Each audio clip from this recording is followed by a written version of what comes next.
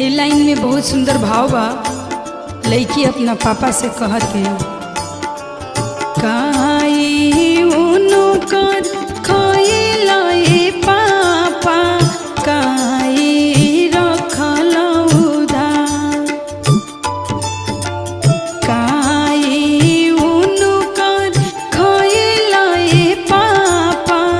काई रखल उधार अरे के कारा करने बोलो हरला ये पापा साजना छे कले दू